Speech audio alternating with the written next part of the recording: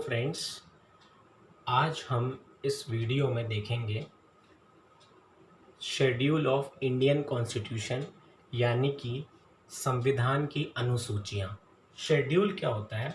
Schedule एक ऐसी table है इंडियन कॉन्स्टिट्यूशन में जो हमें एडिशनल इन्फॉर्मेशन देती है, जो ऐसी इन्फॉर्मेशन देती है जो हमारे आर्टिकल्स में गिवन नहीं होती है। ठीक है, तो अनुसूचियाँ कुछ भी नहीं कि समझ लीजिए ऐसी इन्फॉर्मेशन जो हमें आर्टिकल्स में नहीं गिवन है, उसी को अनुसूची बोलते हैं, उसी को शेड्यूल बोलते हैं। अनुसूची हिंदी में बोलते हैं, शेड्यूल इंग्लिश में। ठीक है ना। तो देखिए ये शेड्यूल हो गए, शेड्यूल हमें पढ़ने हैं, या फिर इसको बोलते हैं अनुसूचियाँ। क्या बोलते हैं? अनुसूचियाँ। ठीक है ना, हिंदी में अनुसूचियाँ बोलते हैं। अब आपको लग रहा होगा कि मैंने ये क्लॉक क्यों बनाई है, ये मैं क्या टाइम पढ़ाने जा रहा हूँ? नहीं नहीं, ऐसा बिल्कुल भी नहीं है। अब अभी आपको समझ में आ जाएगा मैंने एक क्लॉक क्यों बनाई है। ठीक है ना, बस आप मुझे 5 मिनट दीजिए और आपको एक क्लॉक बिल्कुल अच्छे से याद हो जाएगी। देखिए हमारा जो कॉन्स्टिट्यूशन है ना, वो 26 नवंबर 1949 को बनकर रेडी हो गया था। ठीक है ना। कैसे बना, क्यों बना, किसने बनाया, कहाँ कहाँ से क्या लिया गया है, वो भी मैं आपको टॉपिक कवर करवा दूंगा।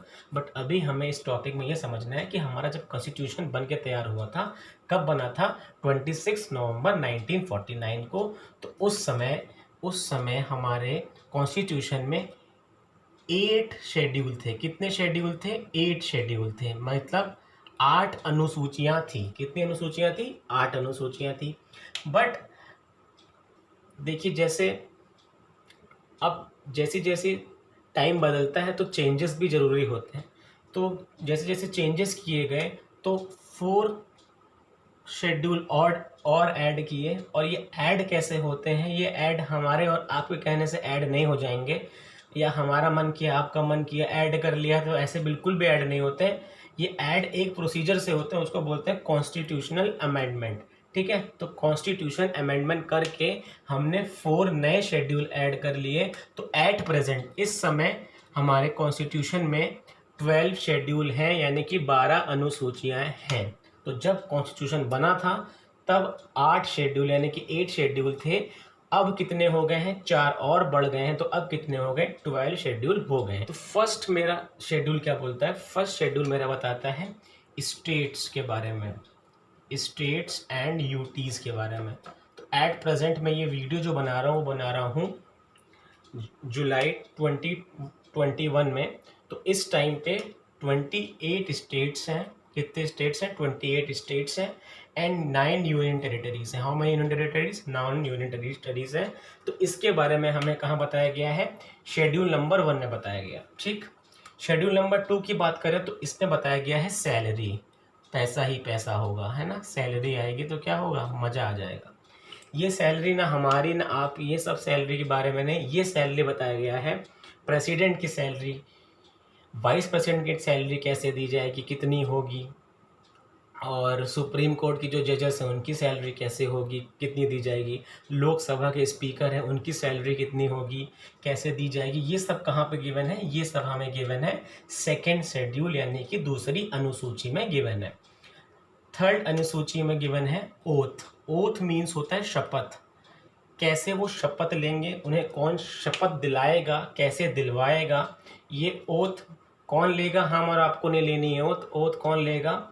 जो हमारे मंत्री हैं, या हमारे जो राष्ट्रपति हैं, उपराष्ट्रपति हैं, प्रेसिडेंट हैं, वाइस प्रेसिडेंट हैं, वो कैसे ओथ यानी कि कैसे शपथ लेंगे, कौन उनको शपथ दिलाएगा, इन सब का जो भी इंफॉर्मेशन है वो कहाँ दे रखी है? वो थर्ड शेड्यूल यानी कि तीसरी अनुसूची में गिवन है।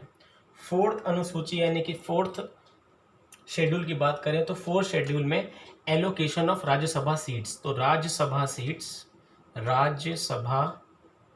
सीट्स के बारे में गिवन है। राज्यसभा की सीट्स के बारे में गिवन है कि राज्यसभा में सीट्स कैसे होंगी, कौन वोट देगा, कैसे देगा, उन सब के बारे में है। राज्यसभा की सीट्स के बारे में है फोर्थ शेड्यूल। ठीक, फिफ्थ शेड्यूल की बात करें तो फिफ्थ शेड्यूल और सिक्स शेड्यूल आप लिंक करके पढ़िए। फिफ्थ और सिक्स एक बहुत ही दोनों कॉमन है एक दूसरे से।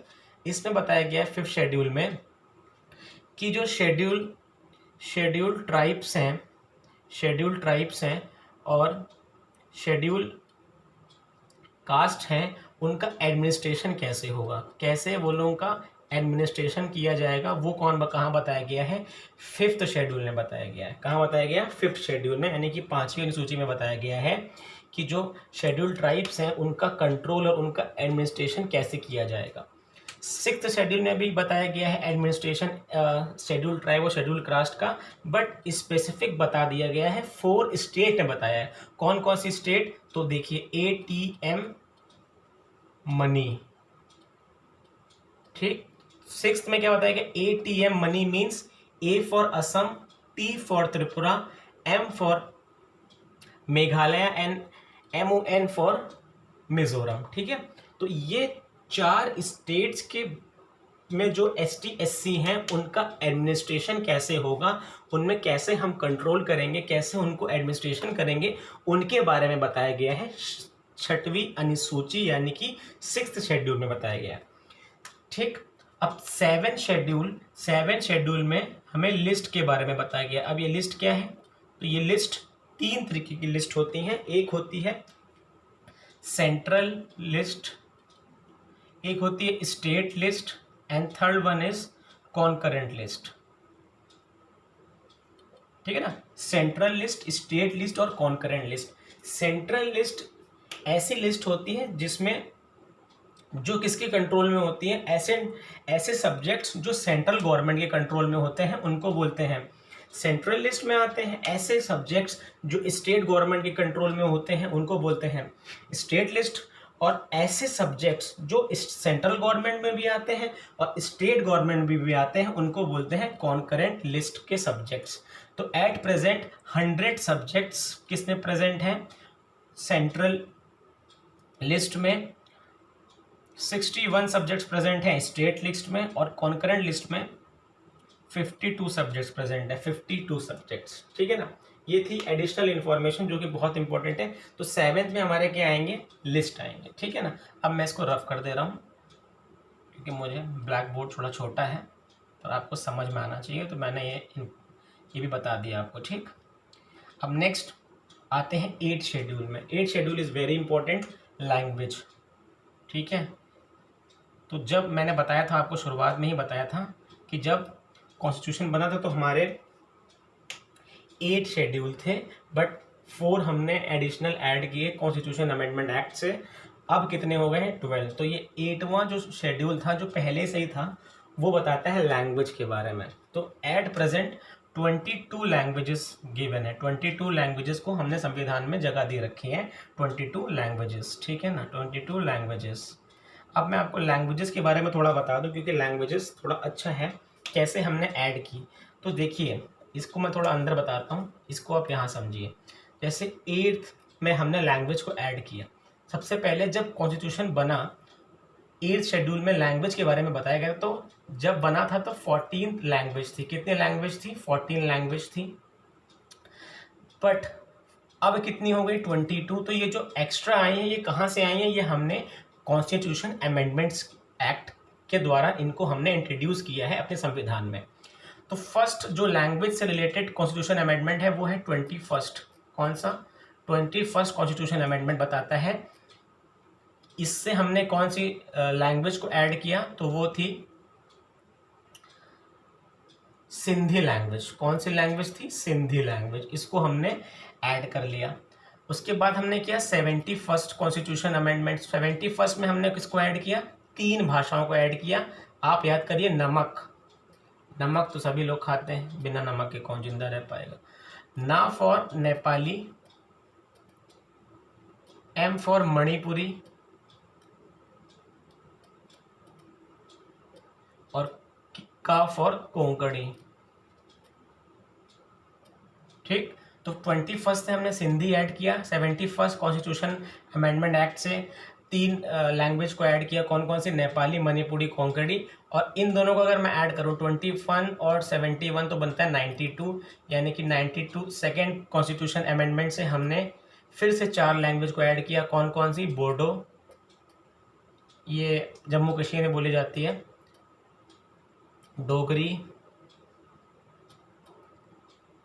संथाली एंड मैथिली।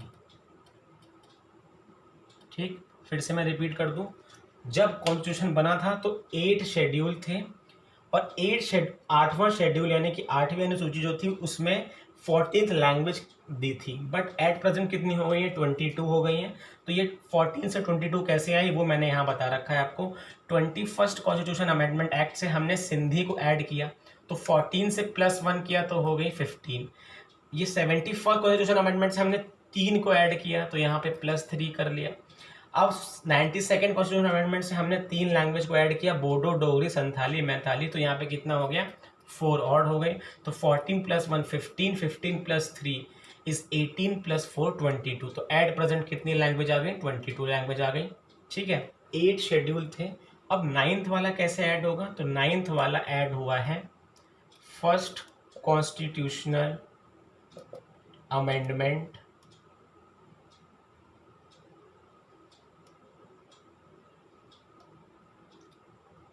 एक्ट 1951। तो फर्स्ट कॉन्स्टिट्यूशन अमेंडमेंट एक्ट से कौन सी शेड्यूल ऐड हुआ है, तो आंसर आएगा 9th। उसका नाम क्या है, लैंड रिफॉर्म्स। ठीक है, लैंड रिफॉर्म्स के बारे में हमें कहाँ पता चलता है, तो वो पता चलता है 9वीं अनुसूची यानी कि 9th शेड्यूल में। ठीक, 10th शेड्यूल की बात करें तो 10th शेड्यूल हमने कब से ऐड किया है, तो 10th शेड्यूल हमने ऐड किया है 52nd कॉन्स्टिट्यूशनल अमेंडमेंट एक्ट। ठीक, 10th शेड्यूल का नाम है एंटी डिफेक्शन, ठीक, law. Anti defection law means होता है दल बदलना। जैसे बहुत सारे नेता होते हैं, कोई भी पॉलिटिकल पार्टी में दूसरे पॉलिटिकल पार्टी में चले जाते हैं, तो वो ना चले जाएं करके ये लॉ बनाया गया था, एंटी डिफेक्शन लॉ, जो कि 10th शेड्यूल में है। ठीक, 11th शेड्यूल में क्या है, 11th शेड्यूल में है आपका पंचायती राज से रिलेटेड है। ये कब ऐड किया गया, तो ये ऐड किया गया 73rd कॉन्स्टिट्यूशन अमेंडमेंट से, 73rd कॉन्स्टिट्यूशन अमेंडमेंट से। ठीक, 12 इज म्यूनसिपैलिटी, ये कब ऐड किया, तो ये इसके अगले कॉन्स्टिट्यूशन यानी कि 74th कॉन्स्टिट्यूशन अमेंडमेंट में इसको ऐड कर लिया गया। तो ठीक, तो फिर से क्विक रिवीजन देखिए, जब कॉन्स्टिट्यूशन बना तो जब कॉन्स्टिट्यूशन बना तो देयर वर ओनली 8 शेड्यूल्स। ये 9, 10, 11, 12 हमने ऐड कर रखे हैं। तो मैंने बताया आपको ऐड कैसे करते हैं। ऐड जोड़ना नहीं होता है, ऐड यहाँ पे ऐड मतलब होता है कुछ चेंजेस करना। वो चेंजेस हम करते हैं कॉन्स्टिट्यूशन अमेंडमेंट एक्ट से। तो हमने कॉन्स्टिट्यूशन अमेंडमेंट एक्ट से 9, 10, 11 और 12 कॉन्स्टिट्यूशन शेड्यूल्स को ऐड करा है। फर्स्ट क्या बताता है, स्टेट्स एंड यूटीज़ के बारे में बताता है कि हमारी स्टेट्स और यूटीज़ कैसी हैं, उनका नाम क्या है, कैसे वो बनी। सेकंड हमारी सैलरी बताता है। सैलरी मैंने फिर से बता दूं, हमारी और आपकी सैलरी नहीं, बड़े लोगों की सैलरी। बड़े लोगों की salary means president, vice president and speaker of Lok Sabha, Rajya Sabha, chief justice of India, attorney general of India, इन सब के बारे में बताता है। इनकी सबकी सैलरी कैसे मिलेगी वो बताता है सेकंड। ठीक, थर्ड अनुसूची बताती है यानी कि थर्ड शेड्यूल बताता है ओथ के बारे में। ओथ मीन्स होती है शपथ, शपथ कैसे लेंगे वो लोग, कौन शपथ दिलाएगा उसके बारे में। फोर्थ बताता है allocation of Rajya Sabha seats, Rajya Sabha seats में कैसे चुनाव होंगे, किस तरीके से क्या होगा वो बताता है। राज्यसभा की सीट्स कितनी होंगी, कहाँ से कितनी होंगी, वो सब बताता है फोर्थ शेड्यूल। फिफ्थ शेड्यूल और सिक्स्थ शेड्यूल थोड़ा थोड़े आपस में सिमिलर हैं। फिफ्थ शेड्यूल बताता है कि ST SC के एडमिनिस्ट्रेशन कैसे होगा। सिक्स शेड्यूल बताता है कि स्पेशल 4 स्टेट्स बता दी गई हैं, Assam, Tripura, Meghalaya and Mizoram. In 4 states का जो एडमिनिस्ट्रेशन होगा ST SC का वो कैसे होगा। सेवेंथ हमारी लिस्ट बताती हैं कि कौन सी लिस्ट, मतलब 3 लिस्ट मैंने आपको बताई थी। पहली थी central list, second is state and third one is concurrent list, तो उसके बारे में मैंने आपको बताया कि कितने सब्जेक्ट किसमें हैं, ठीक, इसमें कंफ्यूज नहीं होना है। 8 इज़ लैंग्वेज, मैंने आपको पूरा लैंग्वेज के बारे में इससे पहले बताया कि लैंग्वेज कैसे कैसे ऐड हुई। तो एट प्रेजेंट 22 लैंग्वेज हैं। 8 तो हमारे थे, अब 9 कैसे इंट्रोड्यूस हुआ? 9th हुआ फर्स्ट कॉन्स्टिट्यूशन अमेंडमेंट एक्ट से, 1951 से लैंड रिफॉर्म्स को ऐड किया गया। 10 कैसे ऐड हुआ? 10 हुआ 52nd constitution amendment, anti defection law जिसे बोलते हैं। 11 शेड्यूल बताता है पंचायती राज, जो कि ऐड हुआ 73rd कॉन्स्टिट्यूशन अमेंडमेंट से। 12 बताता है म्यूनिसिपैलिटी, जो 74th कॉन्स्टिट्यूशन अमेंडमेंट एक्ट से हुआ। तो ठीक, अगर आप एक बार एक चार्ट देखोगे ना, आप एक क्लॉक देखोगे तो आपके दिमाग में बैठ जाएगा कि कब, जैसे आपने क्लॉक देखी, आज क्लॉक देखी, अच्छा 1 पे ये है, 2 पे ये है, तो आपके दिमाग में बैठेगा 1 पे 2 पे। तो इस क्लॉक मेथड से बहुत आसान होता है शेड्यूल पढ़ना, ठीक है। तो अगर ये आपको वीडियो अच्छी लगी तो इस वीडियो को लाइक करें, चैनल को सब्सक्राइब करें और इसे शेयर करें, ठीक, और अपना फीडबैक ज़रूर दें कमेंट बॉक्स में, ठीक है। Thank you.